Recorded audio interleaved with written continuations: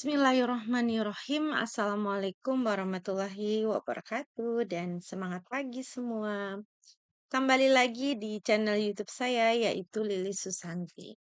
Di video kali ini saya akan membahas untuk soal latihan persiapan uji kompetensi kalian akuntansi dengan soal mengentry jurnal. Nah, soal yang akan saya gunakan adalah soal uji kompetensi kalian akuntansi tahun pelajaran 2018-2019. Saya menggunakan soal paket 2. Kita lihat informasi umum pada perusahaannya.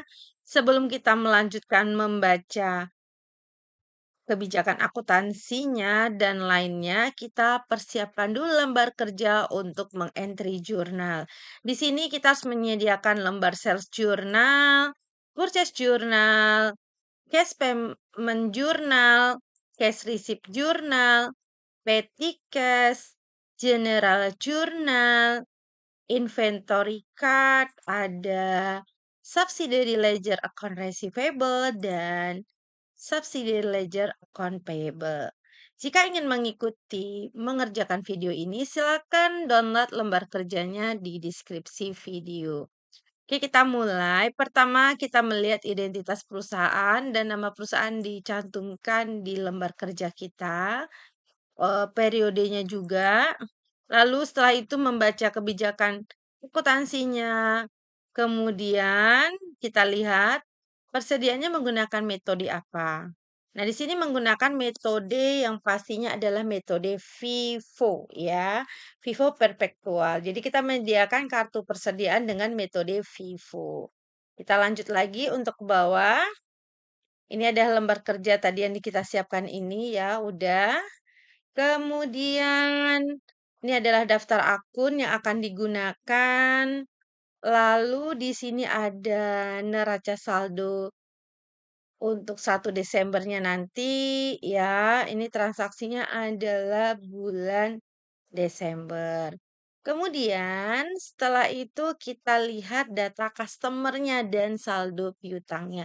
Nah, saldo piutang ini kita pindahkan ke dalam subsidiary ledger account payable. Oke, kita buat sini tanggal 1 saldo awal. Kita bikin centang, ini dia. Di posisi saldo ya, piutang berarti saldonya adalah debit. Kan account receivable adalah piutang. Kita toko Andriwana, saldonya adalah 44 juta, tinggal disalin aja di sini di debit. Oke, seperti ini. Lalu lanjut ke toko Branita, tinggal kita copy paste tanggalnya. Nah, bikin di sini. Saldonya 33 juta, tinggal diketik aja atau ditulis ya. Saldo berikutnya adalah toko Daito. Oke, kita buat. Kita cari. Saldonya adalah 33 juta. Oke, berarti kita sudah membuat saldo awal untuk subsidiary ledger account receivable. Lanjut ke nama supplier dan saldo awalnya. Kita berarti ke subsidiary ledger account payable. Oke, kita buat tanggal saldo awalnya. Kita langsung masukin saldo awalnya untuk PT Adel. Berarti kalau hutang dagang di kredit. Saldonya adalah 44 juta ya, tinggal disalin aja di sini. Lalu berikutnya adalah PT Bos di kredit ya, 22 juta. Terakhir PT Cakrawala, 88 juta. Nah, saldo awal ini perlu kita pindahkan dulu.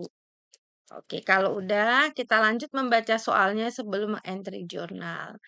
Lalu kartu persediaannya. Nah, ini ada terdapat data nilai persediaan. Kita masukin saldo awal kartu persediaan tanggal 1 saldo.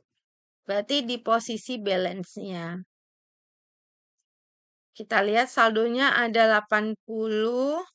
harga 1 juta. Ini yang untuk kode AU 6N06 nih dia. Ini berarti 80 juta. Tinggal diketik aja. Kemudian berikutnya yang satunya lagi. Yang AU N08 ini saldonya 70, harganya 1.200.000. Nilainya adalah 84 juta ya. Jadi kalau kita melihat saldo awal piutang pindahkan ke buku besar pembantu piutang, saldo awal hutang pindahkan ke buku besar pembantu hutang dan ada data persediaan pindahkan saldonya ke kartu persediaan. Lanjut lagi, sekarang kita mulai mengentry jurnal dokumen transaksi nomor 1. Jadi kita nggak bisa langsung dokumen transaksi 1 dulu sebelum kita isi dulu saldo awal piutang, hutang, dan kartu persediaannya. Kita mulai.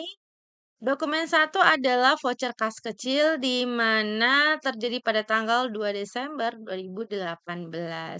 Ini merupakan pembuatan brosur perusahaan untuk keperluan iklan. Nilainya adalah 900.000. Nah, dari ini kita akan catat di jurnal kas kecil atau petty cash di sini. Tanggalnya adalah tanggal 2 ya. Invoice number ini dibikin nomornya, nomor bukti transaksinya ini dia. Oke, tinggal disalin aja, diketik ulang di bagian ini, nomor invoice-nya sebentar.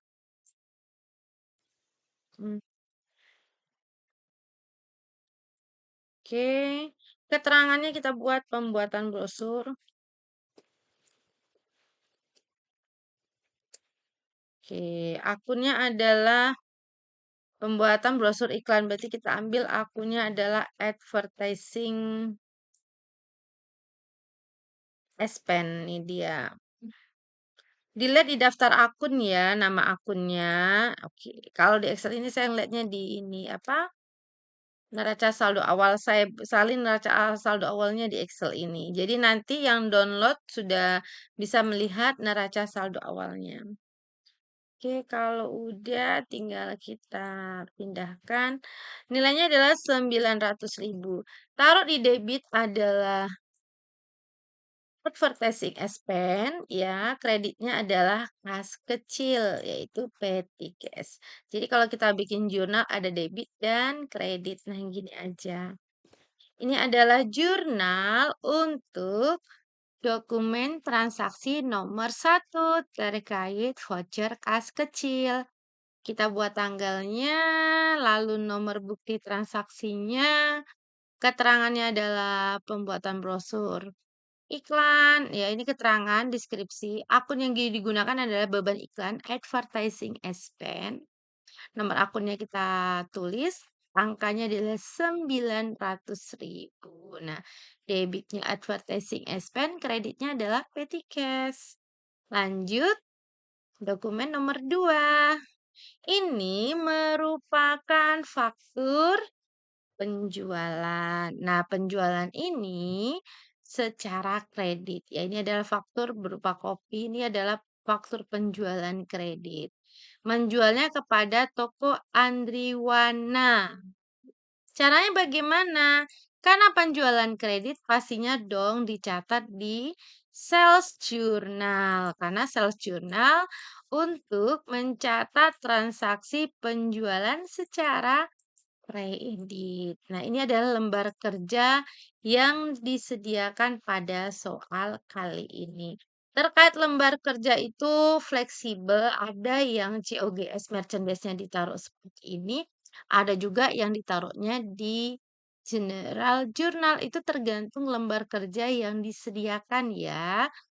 Oke, tanggalnya adalah tanggal 2, ya tinggal dibuat aja tanggal 2. Invoice-nya kita masukin nomor fakturnya.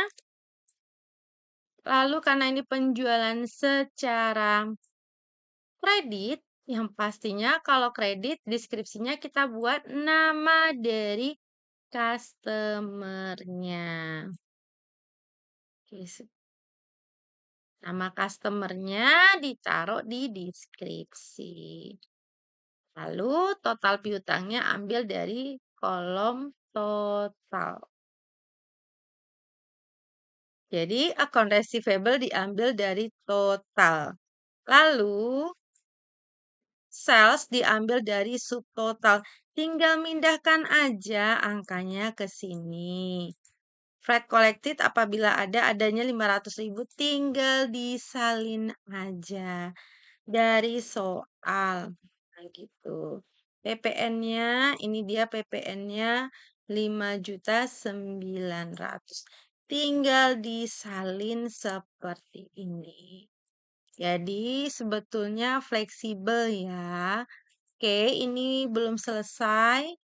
Oke, kita hitung dulu angka COGS dan merchandise-nya. Dari mana angkanya? Nah, karena ini ada kaitannya dengan merchandise inventory, berarti dari kartu persediaan. Jadi, untuk kolom ini diambil dari kartu persediaan. Berarti kita hitung dulu ya di inventory card-nya. Tanggal 2, dan nomor buktinya kita selipkan.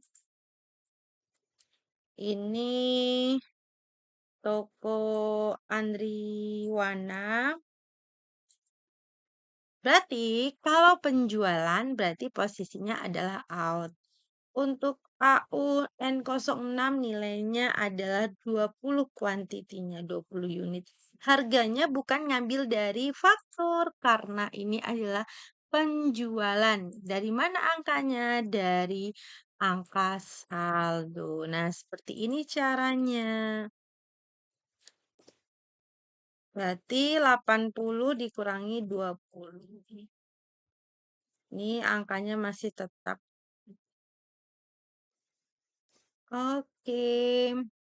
Kemudian berikutnya kita lanjut ke bagian yang AU N08. Seperti ini, kuantitinya adalah 15. Nah, harganya dari mana? Dari yang harga saldo ini. Berarti 70 kurangi 15 tinggal 55. Nah, ini dia. Yang dipindahkan yang mana? Yang bagian kolom out-nya ini. 18 juta ditambah 20 juta.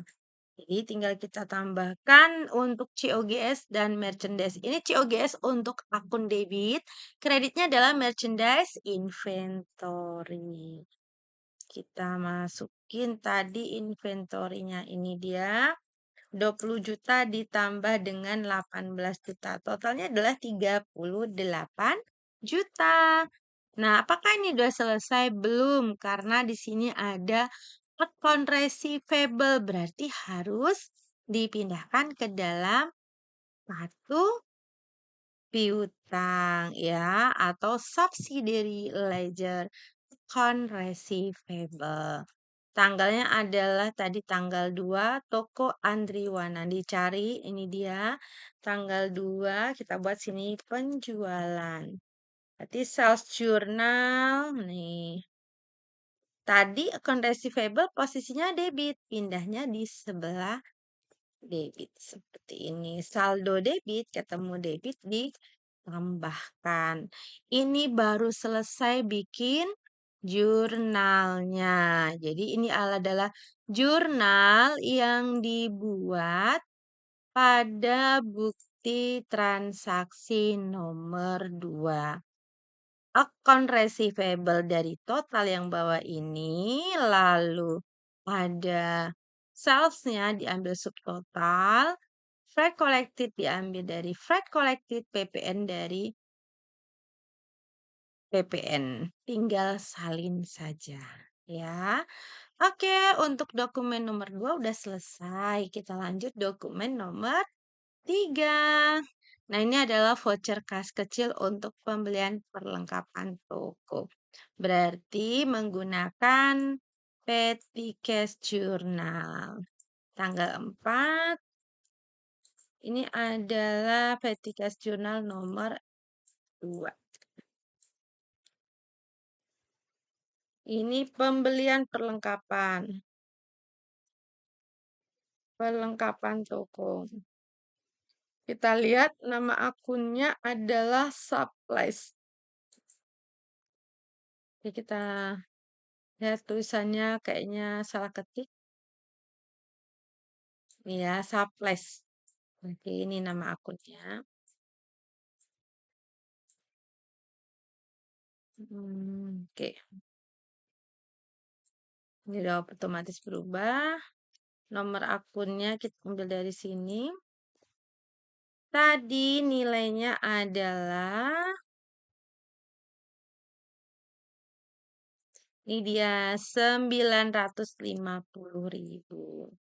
Oke, ini jurnal untuk bukti transaksi dokumen nomor 3. Jadi kas kecil di Petty Cash, debitnya adalah Saples, dan kreditnya adalah Petty Cash. Lanjut ke nomor 4. Masih di kas kecil. Ini adalah kas kecil lagi. Nah, ini adalah membayar rekening telepon bulan November. Ya, ini tanggal 5 ya. Bulan November. Tanggalnya buat dulu nih, tanggal 5. Baru nomor buktinya. Ini kan telepon bulan November. Bikin keterangannya telepon November. Oke. Kalau membayar telepon bulan November, kita tidak menggunakan akun beban telepon karena di sini sudah dicatat di Accurate S Pen. Jadi menggunakan akun Accurate S Pen. Nilainya adalah 750.000. Debitnya adalah Accurate S Pen, kreditnya adalah Petty Cash. Oke, kita lanjut lagi untuk dokumen berikutnya. Oke, kita pada video kali ini kita sampai dokumen transaksi nomor 4 ya. Untuk lanjutannya nanti kita sambung lagi di video berikutnya. Demikian video kita kali ini entry jurnal untuk soal kali ini dari dokumen 1 sampai dengan nomor 4. Terima kasih atas perhatiannya. Sampai ketemu di video berikutnya. Wassalamualaikum warahmatullahi wabarakatuh dan semangat pagi.